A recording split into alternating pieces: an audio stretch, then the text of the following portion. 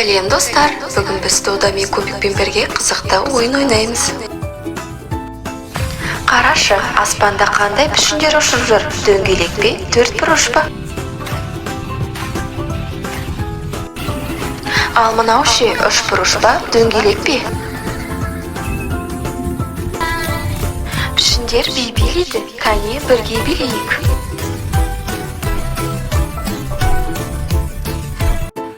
Қарашы, менде бір алма бар, бір алма. Ал екеу болса ше, бір, екі, үш. Қане, бірге санайық. Қайсысы үлкен, ал қайсысы кішкентай? Қане, үлкенін табайық, қайсысы үлкен? Керемет, ал енді кішкентай пішінді көрсетші. Қай жаққа ұшты, оңға ма, солға ма?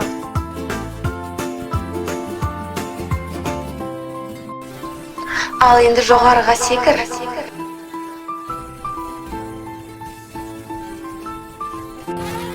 Әуе шарлары көтеріледі, бірі жоғары, бірі төмен.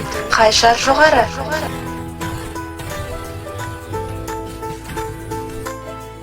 Төмен қарай сырғанайық.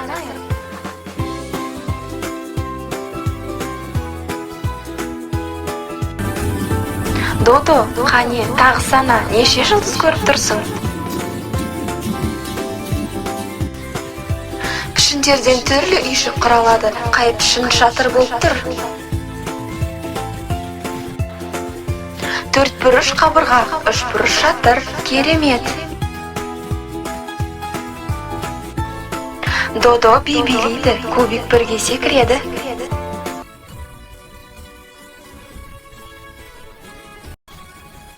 Қарашы, қорапта не жасырылған екен?